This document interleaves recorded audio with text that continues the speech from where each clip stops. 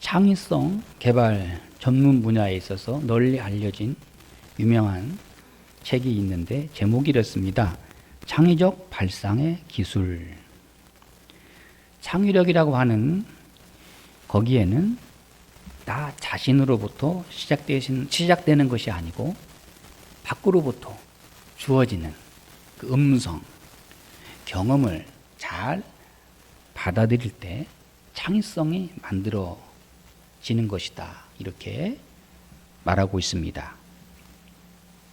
이 책에서는 4가지를 말하고 있는데, 첫째, 마음으로 생각하는 심고가 있다. 마음 심자, 또 그 생각하는 고, 한자성어, 심고. 마치 그 4살 아이가 호기심에 가득한 그 눈빛으로 세상을 바라보는 것처럼, 그렇게 그런 동심의 마음으로 세상을 바라보라. 뭐든지 4살 난 그 아이들은 이게 뭐야? 계속 또 물어보고 또 물어보고, 그렇게 호기심이 많은 것처럼 무슨 사람의 말을 들을 때 아주 마음을 다해서, 그렇게 정성을 다해서 듣는 것이 중요하다. 2번째는 머리로 생각하는 사고를 가지고 바라봐라. 이 가슴만이 아니라 이 머릿속에 있는 생각, 지식, 이렇게 이 사건이, 이 경험이 내게 무엇을 의미하는지를 생각해야지요. 깊이 그 의미를 따져봐야지요. 우리가 집에서 키우는 애완견, 강아지, 어쩌다 실수로 그만 꼬리를 탁 밟으면 주인님 왜 그러셨습니까? 라고 말하지 않고 그냥 그 순간 깨갱합니다. 이거는 동물적 반사작용입니다. 그런데 사람의 그 반응이라는 것이 그처럼 아무 생각 없이 반사작용이 되어서는 안 되는 거예요. 저는 어려서 학교 다닐 때 보니까 그 시내버스에 사람들이 얼마나 많이 타고 다닙니까?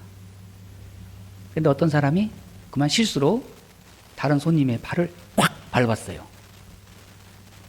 그러니까 밟힌 사람이 이게 어디서? 그러면서 차에 내리려고 하면서 너 이리 내려 그러더라고요. 아유, 또 그냥 가면 괜찮을 것 같은데, 뭐 그 사람이 밟고 싶어서 밟은 것도 아니고 사람이 워낙 많이 타서 그만 실수로 남의 발을 밟은 것 같은데 화를 내면서 또 내려 이리. 그런데 여러분, 만일에 어떤 사람이 내 발등을 그 날카로운 하이힐 같은 뾰족한 구두로 확 밟았다면 어떻게 되었을까? 그 밟은 사람이 그 얼굴에서는 아주 좋은 향수가 나고 예쁜 아가씨라면 아마 틀림없이 조금 더 세게 밟아주세요, 뭐 그랬을 것 같은데, 그 누가 내 발등을 밟았다고 그래서 그냥 그 순간 확 올라와 가지고 이게 어디서? 라고 말하면 이것은 동물적 반사작용이고, 밟은 사람이 누구냐를 바라보면서 생각할 줄 아는 사람, 이것은 반응이 다릅니다. 이처럼 생각을 해야 합니다. 깊이 생각하면서, 묵상하면서 내가 당하는, 또 내가 경험하는 사건과 경험을 생각해 봐야 합니다. 3번째는 손으로 하는 수고라고 말합니다. 생각만 가지고는 안 됩니다. 이제 내가 내 손을 내밀어서 실천을 해봐야 합니다. 실험을 해봐야 합니다. 내 몸으로, 행동으로 옮겨야 됩니다.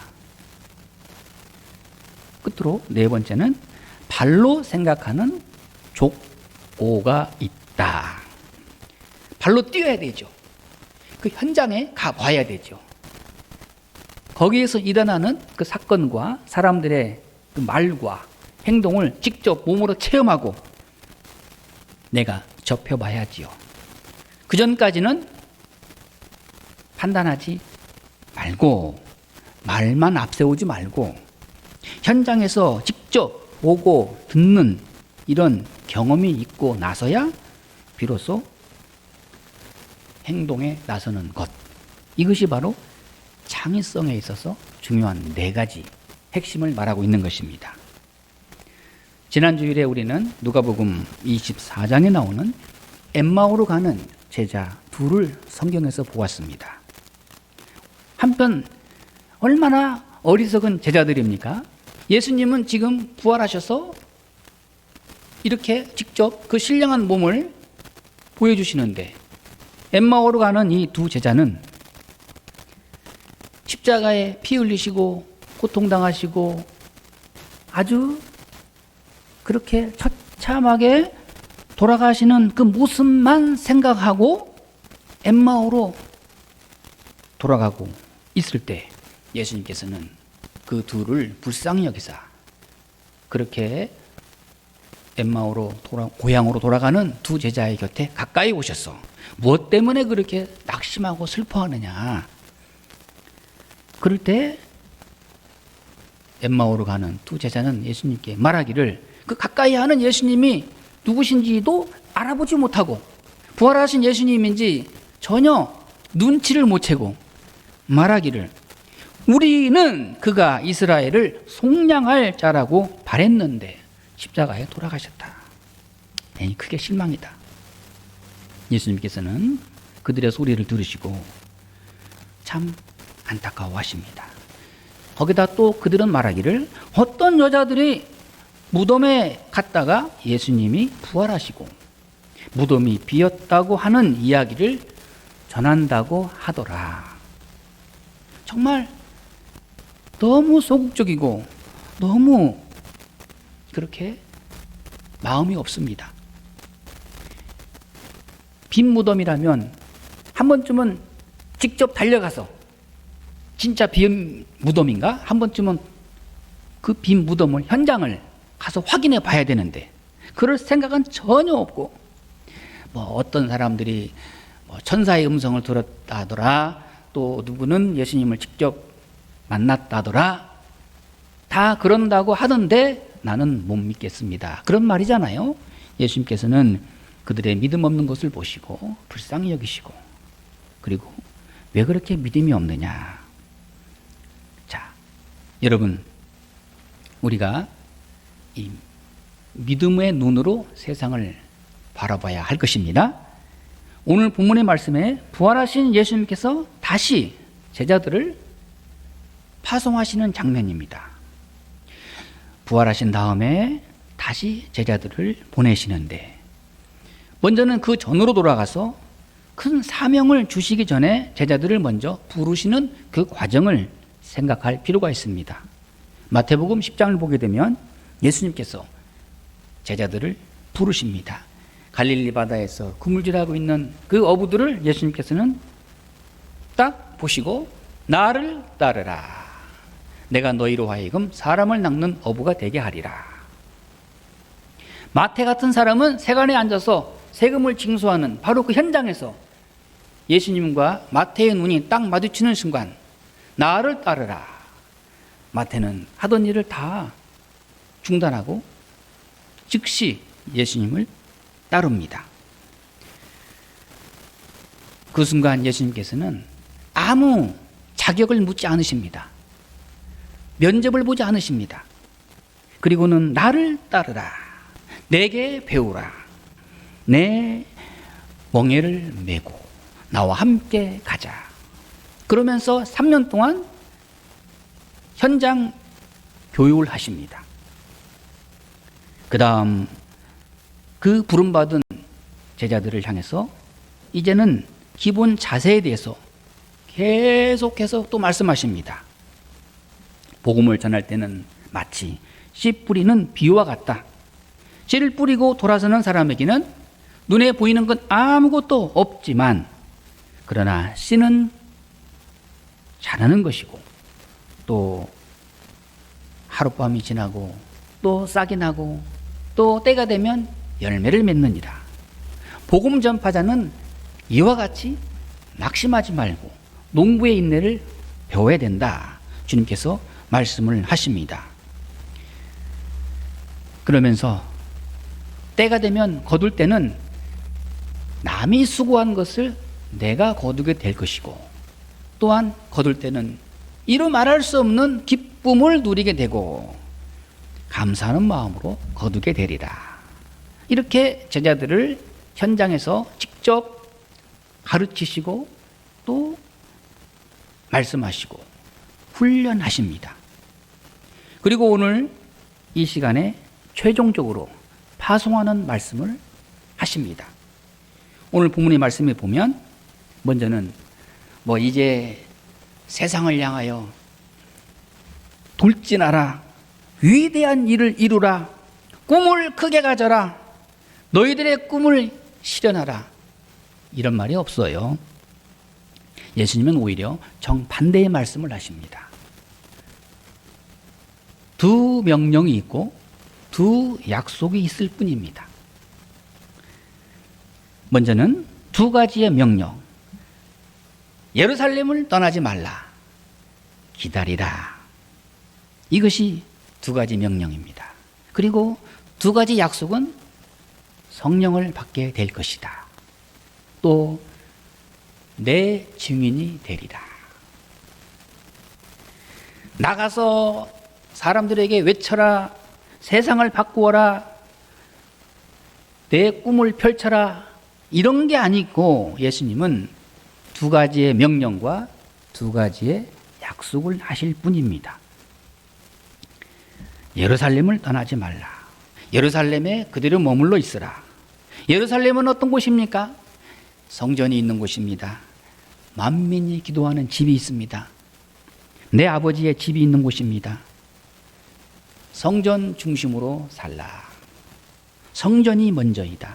사랑하는 여러분, 오늘 우리는 다시 한번 하나님의 집인 신령한 교회를 다시 한번 우리가 귀하게 여기는 그런 마음으로 우리가 다시 한번 새롭게 바라볼 수 있기를 바랍니다. 성전에서, 교회에서 하나님의 음성을 듣습니다. 또 우리가 하나님 앞에 기도합니다. 또 우리가 세상 떠나는 마지막 순간에도 우리는 교회에서 주님의 음성을 듣게 될 것이고, 그리고 어떤 신학자는 말합니다. 교회는 마치 기차의 마지막 종착역과 같다. 이제 다음 정거장은 어디예요? 천국이에요. 그러니까 준비 잘 하고 계셔야 됩니다. 예수님 말씀은 예루살렘을 떠나지 말라. 교회의 중심에서 이탈하지 말라. 내 마음의 고향이 곧 교회이다. 오늘 우리는 이 교회 중심의 신앙생활을 우리가 다시 회복할 수 있기를 바랍니다. 우리의 이 세상 현실이 오늘 우리의 믿음을 뒤흔들고 있습니다. 어쨌든 우리는 그런 데 힘을 내서는 안 됩니다. 다니엘은 먼 이방 나라에 포로로 끌려가서 그렇게 억압받는 생활 가운데서도 하루에 3번씩 예루살렘 쪽을 향한 창문을 열고 기도했습니다. 예루살렘 성전을 바라보고 기도한 것입니다. 예루살렘을 떠나지 말라. 두 번째 약속은 기다리라. 무엇을 기다리라는 거예요? 성령이 임할 때까지 거기 그 자리에서 기다리라. 성령이 말씀할 때까지 떠나지 말라. 성령이 임하여서 성령의 능력이 함께 할 때까지 일어서지 말고 기다려라. 기도하라. 성령 받지 않고 내 의지로, 내 생각대로 내 꿈을 펼치겠다고 들뜨지 말라. 예수님 말씀하십니다. 여러분, 성령이 무엇입니까? 성령은 예수님의 영입니다. 그리스도의 생명력입니다. 그리스도의 현재성을 우리에게 보여주는 것입니다. 부활하신 예수 그리스도가 오늘 우리와 함께 하신다. 베드로는 성전 미문에 앉아있는 나면서부터 안전병이 된 이 불쌍한 거지를 보고 이제 성령 받고 난 다음에 예루살렘 성전으로 들어가는 순간에 이 나면서부터 안전병이 된 거지가 그날 또 여지없이 손을 내밀고 적선하세요 라고 말할 때 베드로는 담대하게 성령 충만한 가운데 내게 은과 금은 없거니와 나사렛 예수의 이름으로 일어나라. 그럴 때 이 안전병이가 벌떡 일어나고 뛰고 성전에 함께 들어갑니다. 베드로가 얼마나 기뻤겠습니까? 부활하신 예수 그리스도의 그 능력과 그 성령이 오늘 나와 함께 하시는구나. 나를 들어 쓰시는구나. 성령이 임할 때까지 기다려라. 그 다음에 약속의 말씀을 하십니다. 성령을 받으리라. 기다리면 성령을 받으리라. 마가의 다락방에서 120명의 성도들이 뜨겁게 기도하는 가운데 하늘로부터 불같은 혀같이 임한 성령을 받습니다. 그리고 모두가 다 하나님 앞에 복음 전파자로 쓰임 받습니다. 성령의 역사 앞에 모두가 다 함께 동참합니다. 그 다음에 마지막 말씀은 이제 나가서 복음을 전파하라. 그런데 중요한 것은 주님의 증인이 되리라 말씀하십니다. 여기에 우리가 큰 오해가 있습니다. 증인이 되라 라고 말할 때 내가 증인 돼야지. 증인 됩시다. 여러분 증인 됩시다. 여러분도 증인, 나도 증인. 그런다고 증인 되는 게 아니에요. 증인이란 증인의 자격이 있어야 합니다. 마가복음 16장 15절 말씀에 너희는 온 천하에 다니며 만민에게 복음을 전파하라는 말씀은 있어도 증인이 되라, 증인 되라 하는 말씀은 없어요. 증인이 되리라. 우리 말은 비슷한 것 같지만 증인이 되리라, 증인 되라 이것은 뜻이 정반대예요. 주체가 예수님이기 때문에 그렇습니다. 내가 증인 돼야 되겠다. 이것은 내가 주체가 되는 것이고 예수님의 증인이 되리라 이렇게 말씀하는 의미는 주님께서 하시겠다는 말씀입니다. 증인의 주도권이 부활하신 우리 주님께 있습니다. 너희가 증인이 되는 것이 아니고 내가 너희를 증인되도록 할 것이다. 증인대로 되는 길로 인도하리라. 증인이 되리라. 증인이란 내 의지로 되는 것이 아닙니다. 부활하신 성령이 역사하는 가운데 할 수 있는 일입니다. 여기서 증인이라는 말의 의미가 중요합니다. 이 성경에 보게 되면 마루투레스라고 되어 있습니다. 헬라어로. 근데 이것이 또한 영어로 건너와서는 마르터르. 이 말은 곧 순교자라는 뜻입니다. 자, 순교자. 목숨을 다 이르기까지, 피 흘리기까지 자기의 생명을 아끼지 않고 예수님은 나의 주님이십니다. 예수님은 부활하셨습니다. 예수님은 하나님의 아들이십니다. 끝까지 진리를 외치다가 죽는 사람이 바로 순교자입니다. 그 순교자의 어원이 바로 이 마르투레스, 증인, 증언의 어원을 가지고 있는 것입니다. 예수님 말씀하십니다. 내가 너희로 하여금 증언할 수 있도록 내가 너희와 함께 하리라. 여러분, 증인의 3대 조건이 있습니다. 요즘도 어떤 정치적인 이슈나 어떤 큰 사건 가운데 제대로 된 증인이 없어가지고 증언자가 안 나와가지고 아니면 또한 거짓 증언이 나와가지고 이 사건을 헷갈리게 합니다. 그러나 이 증인이 분명하다면 사건의 진실을 밝히는 데는 단서가 확실합니다. 증인은 첫째로 사건의 현장에서 경험한 사람이어야 합니다. 현장에 있었던 경험이 있어야 되지. 판사가 묻습니다. 그때 그 현장에 있었습니까? 그런데 그건 잘 기억이 안 나고요. 내 생각에는, 내 느낌에는 그냥 집에 가세요. 왜 여기서 자기 생각을 자꾸 얘기하고 그러세요? 본 것만 얘기하세요. 들은 것만 얘기하세요. 그 현장에 있었습니까? 들었습니까? 보았습니까? 현장에 있는 그 체험이 중요하죠. 그러므로 그리스도의 증인은 그리스도의 십자가의 죽음의 현장, 부활의 현장, 부활하신 예수님을 목격한 경험이 있어야 합니다. 그리스도의 생명력을 체험할 때만이 증인의 자격이 있는 것입니다. 둘째는 내가 위하여 증거하는 그분을 뜨겁게 사랑하는 마음이 있어야 합니다. 내가 사랑하지 않고, 내가 존경하지 않고, 내가 아끼지 않으면 내가 손해볼까 봐 증인으로 안 나서요. 내가 정말 사랑해서, 내가 정말 위하는 분이어서 그분을 위해서라면 내가 어떤 피해도 감수하고 내가 반드시 증인으로 나서야 되겠다.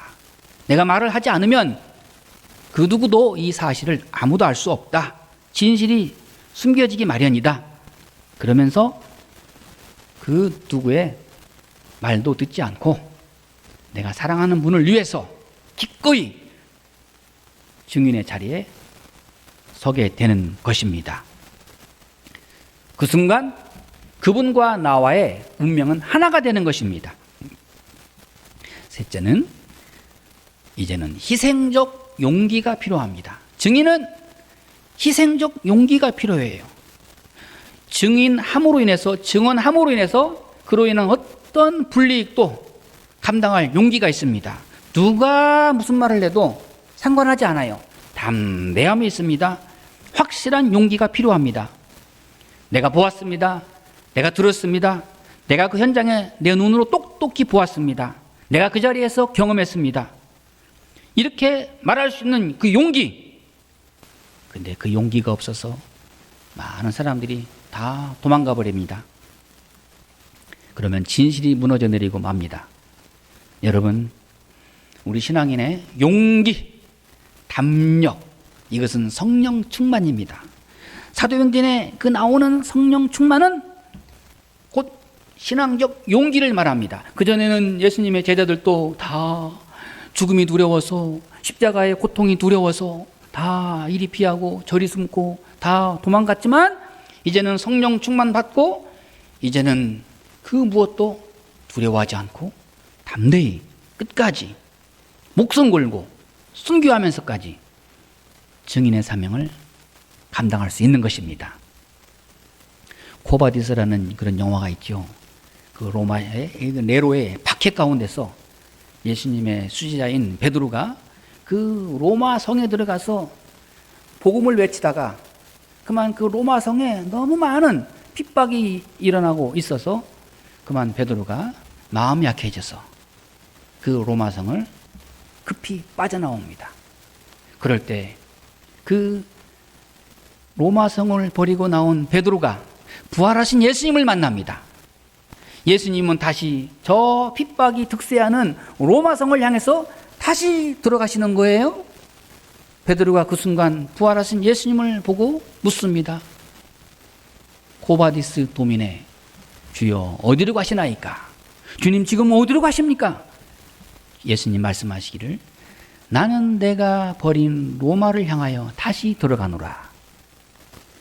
베드로는 말합니다. 아니되옵니다. 제가 들어가야 되죠. 그리고 다시 발걸음을 돌려서 그 핍박이 살벌한 로마 성에 다시 들어가서 복음을 전파하다가 십자가에 거꾸로 매달려서 순교를 맞이합니다. 어떻게 예수님처럼 똑바로 십자가에 매달릴 수 있겠나?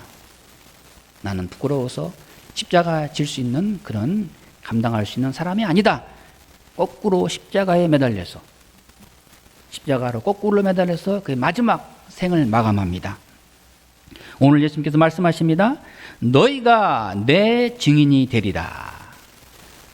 너희를 보고 모든 사람들이 나를 알게 될 것이고 너희를 통하여 하나님의 영광을 찬양할 것이고 너희를 통하여 교회가 세워질 것이다. 주님의 증인이 되리라. 초대교회 교인들은 이처럼 죽음을 각오하고 증인의 사명을 감당했습니다. 그냥 침묵하면서 조용하면 지나가겠지, 그런 소극적인 사람은 없어요. 전체가 다 증인의 사명을 감당하면서 예수 그리스도 부활하신 주님을 증거했습니다. 여러분, 현대인에게 필요한 것은 이와 같은 사명입니다. 우리에게 필요한 것은 물질도 아닙니다. 신앙적 담대함, 증인과 같은 이러한 용기 있는 사람, 세상의 어떤 비난과 무시도 다 견디면서 우리 예수님 믿는 사람, 나는 예수님을 당당히 믿습니다, 어느 곳에 가든지 그런 증인과 같은 그런 사람으로 우리가 선명하게 드러나야 할 것입니다. 우리나라 초대교회 역사에 최권능 목사님이라고 계셨습니다. 이분의 복음 전파는 간단했습니다. 예수 천당 불신지요. 제가 예전에 보니까 오래된 일이죠. 그 서울역에 고속버스 터미널에 딱 내리면 이 메가폰 하나 들고 예수 천당 불신지요. 보셨어요? 안 보셨나 봐. 서울역 고속버스 터미널에 딱 내리면 그 출구로 나갈 때 예수 천당 불신지요. 요즘은 그런 사람 보기 힘들어요. 그러면서 이 최건능 목사님이 이 낡은 버스에 딱 올라탔는데 사람들이 딱 의자에 다 앉아 있는데 이날도 여지없이 앞에 딱 서서 예수 믿으시오. 예수 믿고 천국 가세요. 예수 천당 불신지요. 그렇게 의자에 앉아 있는 사람들 한 사람 한 사람 앞에 가서 복음을 외쳤습니다. 그런데 그 의자에 앉아 있는 한 분이 거기에서 최 목사, 나야, 나 최필근 교수야. 신학교 교수님이 거기 의자에 딱 앉아 있는 거예요. 최필근 교수님이. 최근능 목사님이 더 세게 용기 있게 그 최필근 신학 교수님 앞에서 예수 천당 불신지요. 최필근 목사님이, 교수님이 나 최 교수라고 그럴 때 이 최근능 목사님이 여기 벙어리 교인이 앉아 있구만.